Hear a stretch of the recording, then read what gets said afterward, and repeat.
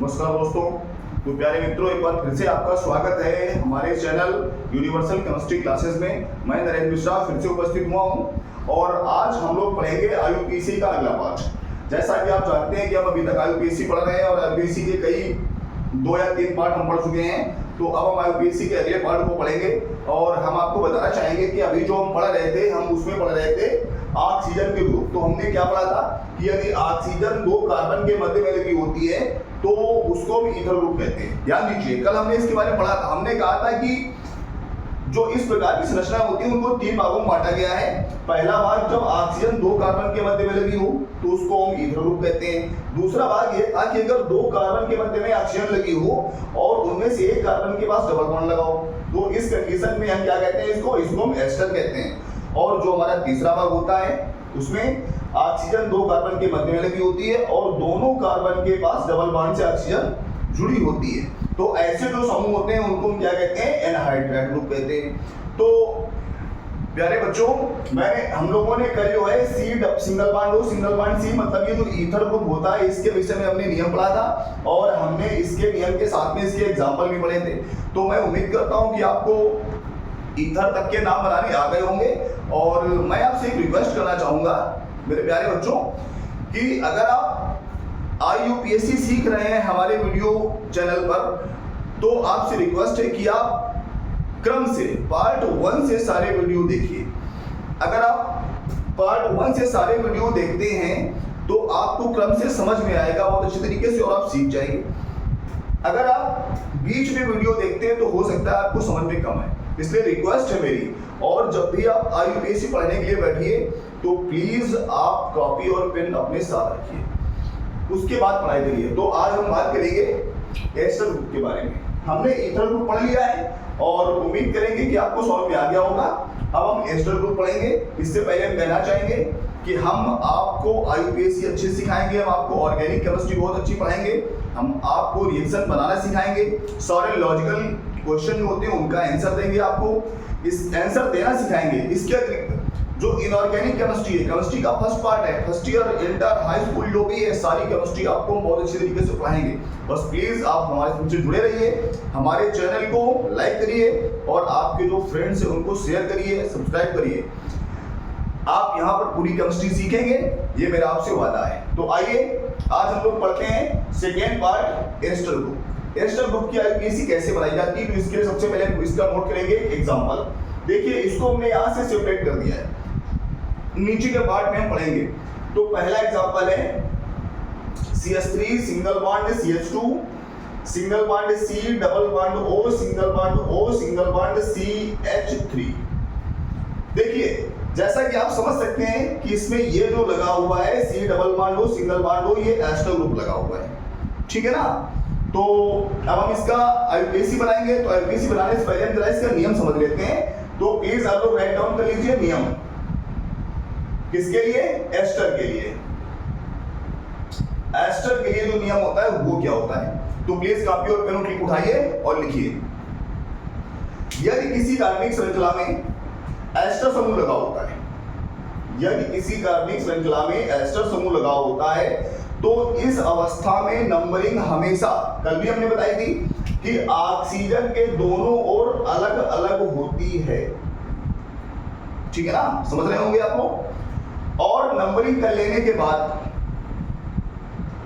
जिस साइड में कम कार्बन होते हैं, ध्यान देना, ऑक्सीजन के जिस साइड में कम कार्बन होते हैं, इधर एक कार्बन है, उनकी नंबरिंग अलग करते हैं और दूसरे साइड की नंबरिंग अलग करते हैं और नंबरिंग हमेशा ऑक्सीजन की ओर से ही की जाती है। तो ये हमारा है 1 नंबर, ये है 2 नंबर और ये है 3 नंबर। नंबरिंग आपने समझ लो कि किस तरीके से की गई नंबरिंग। उसके बाद जब हम इसका नामकरण करेंगे तो नामकरण करते समय जो कम कार्बन होते हैं उसका नाम लगता है एल्किल वाला।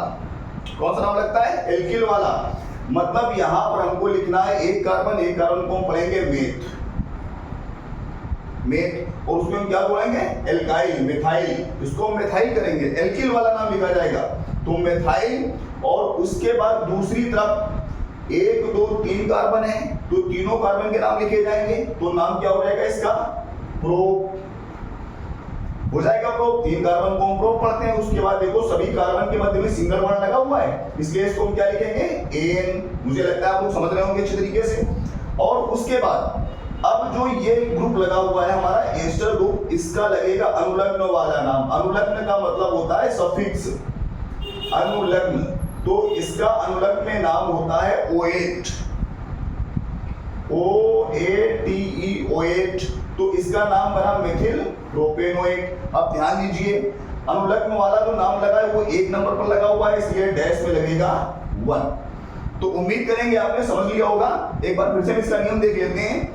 यदि किसी कार्बनिक श्रृंखला में एस्टर समूह लगा होता है तो इस कंडीशन में हम ऑक्सीजन के दोनों ओर के कार्बन में सेपरेट सेपरेट नंबरिंग करते हैं, और जिस ओर कार्बन कम होते हैं उसका एल्काइल वाला नाम लिखा जाता है, और उसके बाद दूसरी ओर जिधर अधिक कार्बन होते हैं उसका उच्च कार्बन वाली संख्या का नाम लिखते हैं, उसके बाद बॉन्ड का नाम लिखते हैं, और उसके बाद एस्टर समूह का अनुलग्न वाला नाम नंबर के साथ लिखते हैं।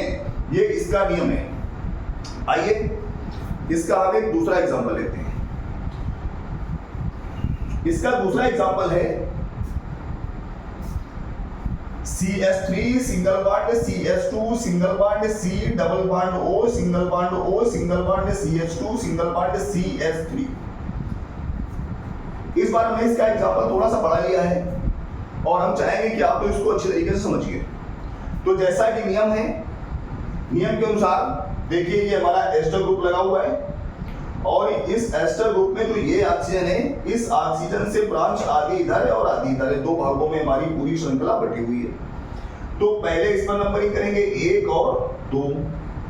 उसके बाद इस साइड में नंबरिंग करेंगे, ये 1 कार्बन, ये 2 कार्बन, ये 3 कार्बन। नंबरिंग हमने कर ली।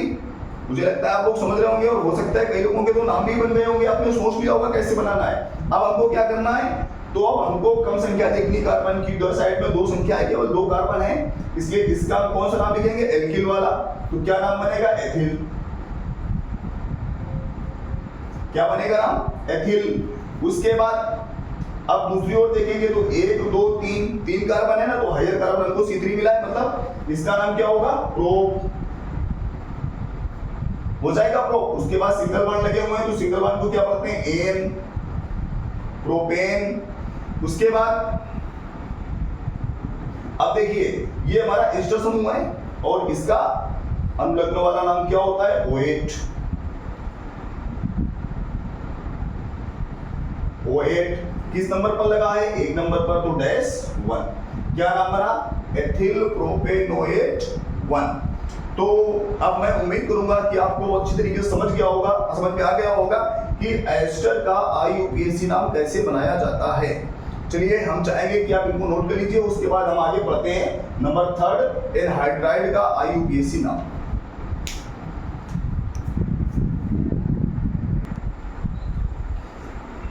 तो बच्चों फिर से हम बात करेंगे IUPAC के विषय में। तो जैसा कि आप जानते हैं कि हमने अभी कल हमने लोगों ने ईथर का IUPAC नाम बनाना सीखा था, आज हमने एस्टर का IUPAC नाम बनाना सीखा है, और अब हमारा इसका 3rd पार्ट है एनहाइड्राइड। तो हम एनहाइड्राइड का भी नाम बनाना सीखेंगे। तो आइए सीखते हैं एनहाइड्राइड का नाम बनाना। तो सबसे पहले हम इसको नोट करेंगे, इसका एक एग्जांपल देखिए। इसका example CH3 single bond C double bond O single bond O single bond C double bond O single bond CH3। अच्छी तरीके से देखिए और इसको समझिए, जरा गौर से देखना, फिर हम इस पर बात करेंगे। देखिए ये एक ऑक्सीजन है, उसकी दूसरी ओर कार्बन है, और इधर भी कार्बन है, और दोनों ही कार्बन के पास डबल बॉन्ड से ऑक्सीजन जुड़ी हुई है। अब जब इस प्रकार के हमको यौगिक मिलते हैं तो उनको एनहाइड्राइड पढ़ते हैं। अब जरा गौर समझना, इसका मिलता जुलता एग्जांपल लिख रहे हैं। एक CH3 single bond C double bond O single bond O single bond H। इसको आप जानते हैं, इसको हम पढ़ा भी चुके हैं। और देखिए C डबल OH लगा हुआ है, ये कार्बोक्सिलिक ग्रुप है। नंबरिंग इधर से करते हैं, 2 नंबर, 2 को पढ़ते हैं 8। उसके बाद सिंगल बॉन्ड लगाए तो पढ़ेंगे N, और उसके बाद C डबल OH को हम क्या पढ़ते हैं अनुलग्न में, ओइक अम्ल, ओइक अम्ल, या इंग्लिश में पढ़ते हैं ओइक एसिड। तो पूरा नाम बनता है एथेनोइक एसिड 1। क्या नाम बनता है? Ethanoic acid 1। अब जरा गौर करिए इस बात पर, अगर हम यहां से H को हटा दें तो हमारा CH3COO बचा, CH3COO। मतलब ये जो हमारा इतना भाग है ये एथेनोइक अम्ल से ही तो लिया गया है, H को रिप्लेस किया गया है केवल। अगर हम इधर से देखें तो CH3COO मिल रहा है, मतलब ये भी हमारा एथेनोइक अम्ल से ही लिया गया है। तो जरा सीधा समझते हैं इस मुद्दे को। जब किसी एसिड को, कार्बोक्सिलिक एसिड को P2O5 के साथ में गर्म किया जाता है तो एनहाइड्राइड बनता है, मतलब उसका निर्जलीकरण करेंगे तो एनहाइड्राइड बनेगा। मतलब ये जो एनहाइड्राइड होते हैं वो कार्बोक्सिलिक एसिड के डेरिवेटिव्स होते हैं, सीधी सी बात। तो अब हम इसका आयुर्वेद नाम बनाएंगे। तो जैसा कि श्रृंखला दी गई है तो इसके लिए हम सबसे पहले इसका नियम लिखेंगे। आप लोगों से रिक्वेस्ट है प्लीज कॉपी पेन ले लीजिए और इसका नियम लिखिए। तो इसका नियम क्या है कि जब भी किसी कार्बनिक श्रृंखला में एनहाइड्राइड ग्रुप लगाओ, एनहाइड्राइड समूह लगा होता है, तो इस कंडीशन में नंबरिंग हम दोनों ओर अलग अलग करते हैं, जैसा कि हम ऊपर से करते आ रहे हैं। देखिए ये तीनों ब्रांच जो है सेम आती हैं, समझ लीजिए। तो इसका नंबर 1, इसका नंबर 2, इसका नंबर 1 और इसका नंबर 2। क्लियर? अब इतना जो भाग हमारा है 1 और 2 कार्बन, ये हमारा 8 हो गया, सिंगल बॉन्ड लगाए N हो गया। इधर देखिए C डबल बॉन्ड और CH3, मतलब इतना भी भाग हमारा 8 हो गया और सिंगल बॉन्ड N हो गया। ठीक है ना? अब जरा समझिए, नियम बना जाइए फिर से। यदि किसी कार्बनिक श्रृंखला में एनहाइड्राइड समूह लगा हुआ है तो नंबरिंग हमेशा ऑक्सीजन के दोनों ओर के कार्बन पर अलग अलग करते हैं और ऑक्सीजन के ही ओर से शुरू करते हैं। उसके बाद जब नाम बनाते हैं तो इसमें सिमेट्री देखते हैं। क्या देखते हैं? सिमेट्री। सिमेट्री में ऑक्सीजन के इधर का भाग और ऑक्सीजन के इधर का भाग सेम है, तो जब सेम होता है तो एक ही तरफ का नाम उठाया जाता है। तो हमको एक तरफ का नाम उठाना है। तो देखिए जरा, 1 और 2 को हम क्या पढ़ेंगे? 8 हो गया 8। उसके बाद सिंगल बॉन्ड लगाए एन, हो गया एथेन। और उसके बाद COOH से लिया गया है तो हो जाएगा हमारा ओइक। क्या हो जाएगा? ओइक। और उसके बाद जो O लगा होता है इसको हम पढ़ते हैं, मतलब COC। इतने भाग को हम क्या पढ़ते हैं? एनहाइड्राइड। तो क्या लिखेंगे हम? एनहाइड्राइड। क्या पढ़ेंगे? एनहाइड्राइड। मतलब इसका नाम बनेगा एथेनोइक एनहाइड्राइड। उम्मीद है आप समझ गए होंगे। इसका एक एग्जांपल और लेते हैं। तो एग्जांपल है इसका CH3 single bond, CH2 single bond C, double bond O, single bond O, single bond C, double bond O, single bond CH3। हमने ये एग्जांपल ले लिया इसका। अब इस एग्जांपल से हम समझेंगे, सभी लोग ध्यान से समझना। तो मध्य में ऑक्सीजन दी गई है तो दोनों नंबरिंग अलग अलग करेंगे नियम के अनुसार। तो 1 2 और 1 2 3। अब देखिए यहाँ पर सिमेट्री नहीं है, यहाँ पर सिमेट्री थी। ऑक्सीजन के इधर का भाग और ऑक्सीजन के इधर का भाग सेम था, इसलिए हमने केवल एक तरफ का नाम उठाया। अब यहाँ पर सिमेट्री नहीं है, तो जब सिमेट्री नहीं होती है इस कंडीशन में दोनों ओर के नाम लिखे जाते हैं एनहाइड्राइड के साथ में। कैसे लिखे जाते हैं? पढ़ते हैं। देखिए आपको क्या ध्यान देना है नामकरण में, कि जिस ओर कार्बन अधिक हो या कार्बन कम हो इनके नाम नोट कर लीजिए। इधर 2 कार्बन है तो इसको हम किससे पढ़ते हैं? 1। इधर 1 2 3 कार्बन तो इसको हम किससे पढ़ते हैं? प्रो। ठीक है। अब आ जाइए अल्फाबेट में। अल्फाबेट में ई आता है पहले या पी?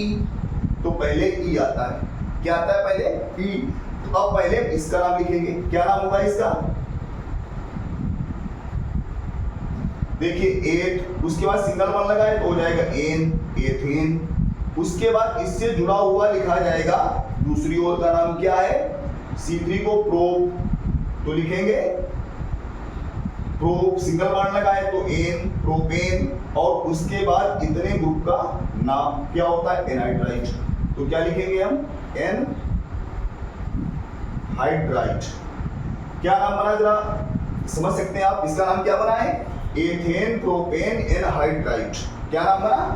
एथेन प्रोपेन, नहीं सॉरी, प्रोपेन के साथ में ओइक भी लगाना है, तो ethane propanoic, propane oic anhydride. क्या नाम बनेगा? Ethane propanoic anhydride. तो उम्मीद करेंगे आपने समझ लिया होगा किस तरीके से लिखा जाता है। देखिए दोनों एग्जांपल लिखे, एक बार फिर से इनको रिपीट कर लेते हैं, थोड़ी कठिन है यूपीसी।